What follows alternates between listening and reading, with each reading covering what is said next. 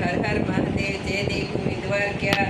તો આજ આપણે જવાના છે બગદાણા। આજ છે ગુરુ પૂર્ણિમ, બધાને ગુરુ પૂર્ણિમની હાર્દિક શુભકામના। અને આજ આપણે બગદાણા જવાના છીએ। અને આપણે જો ગુરુ પૂર્ણિમ છે એટલે જો અહીંયા પડખે તે અઠેવાડા છે, ત્યાં ઝાંઝરિયા છે, ત્યાં હનુમાન દાદાનું મંદિર છે અને બજરંગદાસ બાપાનું જન્મસ્થાન છે। અને ત્યાંથી આપણે બગદાણા અને બગદાણા તેમની કરમભૂમિ છે, તો આપણે જવાના છે સમાધિના દર્શન કરવા। તો મારા બ્લોગમાં બન્યા રહેજો। આજ આપણે જવાના છે બગદાણા, ત્યાં ખૂબ ભક્તોનો મેળો લાગ્યો છે અને આપણે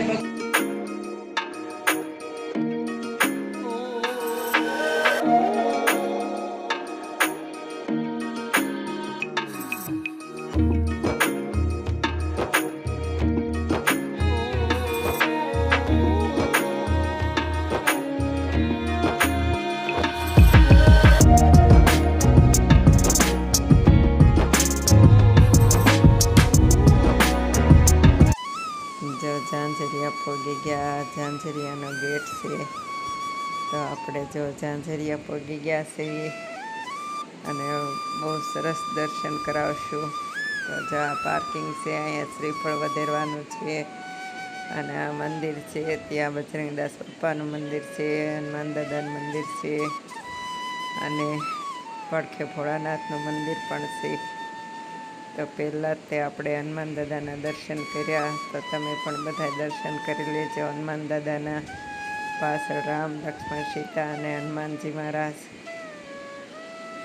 તો આપણે બહુ સરસ દર્શન કર્યા, તો તમે પણ બધા દર્શન કરી લેજો હનુમાન દાદાના। પછી આ બાજુ જો બજરંગદાસ બાપા છે, તો આ બજરંગદાસ બાપાનું મંદિર છે, તો કેટલું મસ્ત ફૂલોથી શણગારવામાં આવ્યું છે। આ બાજુ ભોળાનાથનું મંદિર છે, તે પણ ફૂલોથી શણગારવામાં આવ્યું છે। તો નંદી અને કાચબાના દર્શન કરીને તે આપણે હવે ભોળાનાથના દર્શન કર્યા। ભોળાનાથના દર્શન કરીને તે આપણે જો આ બાજુ બજરંગદાસ બાપાનું જન્મસ્થાન છે, ત્યાં આપણે જવાના છીએ। તો આ બજરંગદાસ બાપાનું જન્મસ્થાન છે, જો ઝાડવા ફૂલ અને આપણે જો દર્શન કરીશું। જો અહીંયા બજરંગદાસ બાપાનો જન્મ થયો હતો, તો અગરબત્તી કેવડી મોટી આગળ રાખવામાં આવી છે। જો આ અગરબત્તી છે અને આપણે જો બજરંગદાસ બાપાનો જન્મ થયો હતો, ત્યાં દર્શન બહુ સરસ થઈ ગયા છે। અને હવે આનાથી આપણે બજરંગદાસ બાપાના દર્શન કરીને તે બગદાણા હવે જવાના છીએ।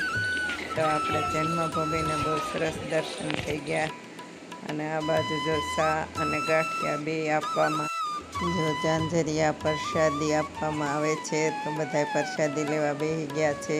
અને આ ઝાંઝરિયાની પ્રસાદી છે, જ્યાં બજરંગદાસ બાપાનો જન્મ થયો ત્યાંની પ્રસાદી। જો ઝાંઝરિયા બજરંગદાસ બાપાના જન્મસ્થાનના દર્શન કર્યા અને હવે આનાથી આપણે જવાના છીએ બગદાણા। તો મારા બ્લોગમાં બનાવી રહેજો। આપણે જવાના છીએ બગદાણા આનાથી હવે।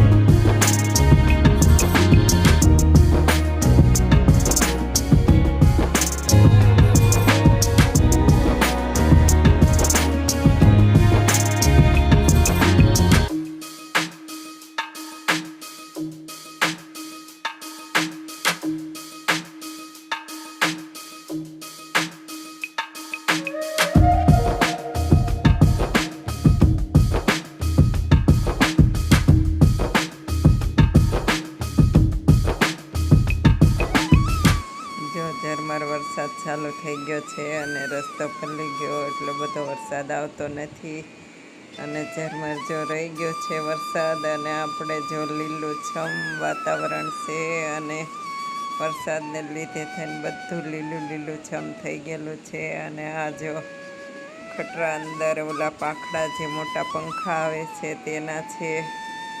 તો જો કેવો મોટો ખટરો હોય છે તેની અંદર હોય છે, તો આવી રીતે લઈ જવામાં આવે છે જો ખટરા અંદર. તો આ પાંખડાના છે, જે મોટો પંખો આવે છે તેના. અને આ બાજુ જો ઘેટા સરે છે, તો જો ખેતરમાં ઘેટા સરે છે. અને આ બાજુ જો મોટા પાંખડા જે છે એ પંખાના તે છે. જો આવા પાંખડા હોય છે પંખાના, તો આવી રીતે લઈ જવામાં આવે છે જો ખટરા અંદર. અને રાતે ચાલે છે, દિવસે ઊભા રાખી દેશે, વાહન ન હાલે ત્યારે આ મોટા મોટા ખટરા હાંકવામાં આવે છે અને દિવસે એક જગ્યાએ ઊભા રહેશે. જો ગુરુ પૂનમ છે એટલે બધા મંદિરે જો શણગારવામાં, આશ્રમમાં પણ શણગારવામાં આવ્યું છે.